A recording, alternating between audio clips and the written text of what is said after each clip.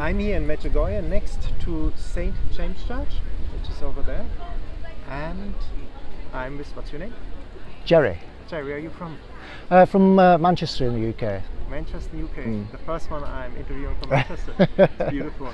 And when did you hear the first time in your life about Medjugorje? I heard about Medjugorje in the mid-80s, just very briefly. Saw a newspaper cutting and I heard my mum and her friends talking about Medjugorje, and then that was it. I forgot about it. What did you think when you heard about it? I was just interested, but it didn't really have much of an effect on me. It was just one of those things, and I moved on, and that was it. But then in 1991, I just happened to pick up, I was still living at home then, and I happened to pick up a book that my mum had of all the different apparitions of Our Lady around the world. And I was fascinated at hearing what Our Lady had to say, and then suddenly I came across Medjugorje and I thought, oh, this is happening now. And that was it. I was just hooked on Medjugorje, and I just couldn't sleep, and I just couldn't stop thinking about Medjugorje and coming to Medjugorje, and was it possible? And within a few weeks I was here. Wow. 1991. So that was my first time that I came, and whilst we was here, it was absolutely amazing. I can never believe I'm here anyway. Even now I can't believe I'm here. But the war started, the Yugoslavian war. Whilst I was here, we didn't know anything about it. It was very, very well kept a secret, and we didn't know anything about it until we got back to the airport in Split to return home, and then we heard about it, and so then we couldn't return, and I just longed to come back. I just wanted to come back, and I just couldn't come back because of the war. Nobody were coming back, no tour companies were coming, and you couldn't get here. And it was before the internet, so you couldn't find anything easy to find out who's going, and so I moved on, and life takes over, and I bought myself a house, and then that was it, and you put it to the back of your mind.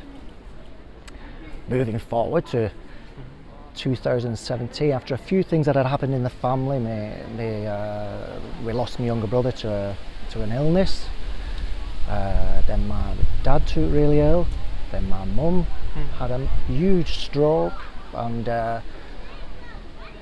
in a way we lost mum because she ended up having to move into a home with dad, and then my brother died, and then my dad died a month later in 2017, and I was just gone. I was just worn out with it all, and I didn't know what to do, and I just needed to get away. So I put into the internet, I went onto Google, and I just put holidays in Croatia, and up popped Medjugorje. And I thought, I have to go. So I booked, and I came back in 2017, and I've been coming back ever since, twice a year. Why? Tell me already why the first time when you came, what happened the first time, 1991? How was the experience here in Medjugorje for you? Oh, it was just amazing. It wasn't like it is now. It was very much the village, as it was back in the day, and there was hardly any hotels, and we stayed with a family, and it was just very peaceful and just beautiful. I can never explain Medjugorje. When people ask why I come back twice a year, I can never explain it. It's just a longing to come back, but it was just beautiful, and all the visionaries were still living at home with the parents, and you just walk round and they were all there. But it's just the feeling. It's the feeling when you're here that I can't explain. You feel like you feel wanted, you feel loved, you feel at peace. You just have to come. You just can't explain it. I wish I could explain it to get people to come, but you just can't. You can't explain it. You just have to be here. And you said like you came to the airport in Split and the war started. Did you have any trouble to get out of Split? Or? No. When we got back to the airport in Split, that's the first we really knew about it, because the airport was surrounded by the army, and we thought, oh, the security's good here. But it was the war, of course, and then as we took off, the captain announced that the war had started, and that was it. We couldn't get back, but it was very, very well managed because they never worried us. Nobody told us about it, but of course we couldn't return then. So, how was it to come back all these years later? I just couldn't believe. And even now, I come twice a year. Even now, I arrived yesterday, and I still have to pinch myself that I'm here.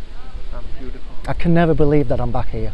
Once I see St James's Church, I feel like I'm home.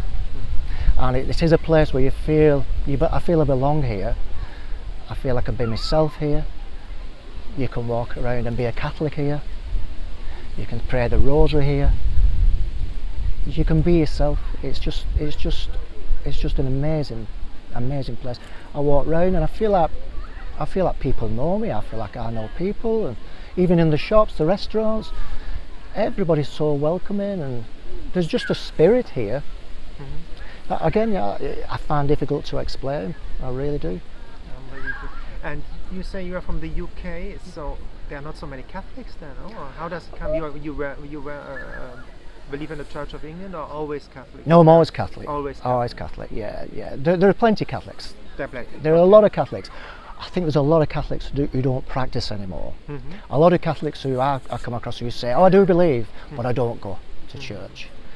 Well, what would you tell them? Why do you go to church? Why you practice? What would you tell them? What is the beauty of the Catholic faith for you? Well, I think the Catholic faith, I think it's just individual to everybody. Everybody has a different experience. So my experience isn't your experience. I'll be honest. When I'm at home in the UK, I feel I'm going through the motions of being a Catholic. You go to church on Sunday. You have communion on Sunday, and then you go back to work, and you do your work for a week, and then you go back to church, and then that's it. When you come here, it's alive.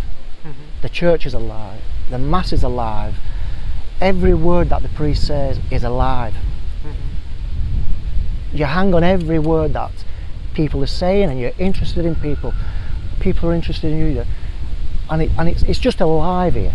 It is, and I've heard that people say, and I've read that people say that the stones on the hills are alive, and when I'm here, I can understand it. The birds are like the birds in the trees. I'm sure after the time they pray in the cells, because everything is just alive. It's just amazing to be here. And do you pray the rosary? Yeah. Why do you pray the rosary? I get a lot of peace from the rosary. A lot of strength from the rosary. It's the weapon against Satan, the rosary. So, and I do enjoy. I think it's a great gift if you can pray the rosary, and I do enjoy praying the rosary. And I try. Well, I don't miss praying the rosary, and hopefully, please God, I'll never miss praying the rosary, because it is a great gift if you've got the gift to pray the rosary. And I do try to say at least 3 decades a day. Wow, beautiful. I don't always manage that, but I do try to say 3 decades of the rosary a day. So. How is confession for you? What would you tell people? What is the beauty of confession? Confession, I find very difficult, I'll be honest. I find very difficult. I did enjoy going, and it's a fantastic sacrament, and you do feel a weight lifted off you. You feel like you're walking on air. So it's an amazing gift to be able to go to confession. It's very difficult, because it's very difficult to kneel with somebody you've never met and to tell them all what you've been up to and your sins, but the rewards are amazing. You receive a lot more back than what you give. So yeah, I would recommend. Fasting? How is fasting for you? Do you like that? Or? I find fasting very difficult, and I don't fast. I'll be honest, I don't fast. I try to fast from something else, because I find fasting on bread and water very difficult, because I get too hungry. So I try to fast from other things, material things. Beautiful. And what would you tell people? Why should they come at least once to Medjugorje? I wished I could explain that. I really wished I could explain that. I can't. I tell everybody to come to Medjugorje. I don't know how to explain it. Like I've said, it's just heaven on earth. It really is heaven on earth. There's something completely different in this village. And I've been to Lourdes. But it's nothing like Lourdes. It's just alive. Medjugorje is alive. It's alive with the Spirit of God. When you're here, you know Our Lady is here. You really do know Our Lady is here. When Our Lady appears at at night, in the evening, no matter where you are, you know she's here. You can feel she's here. I can't explain why I know that, but you just know that Our Lady is here. Beautiful. And did Medjugorje help you to overcome the tragedies of life? You Yeah, said your brother, yeah. your mother, your father. They did, yeah. In fact, like I say, I've been coming twice a year since 2017, and I just cry non-stop from beginning to end, which is a healing in itself. And it was only this year, when I came back in June this year, that I didn't cry. So it has been a tremendous healing. Journey. It has been a tremendous healing. Thank you for this beautiful interview. Oh, thank you.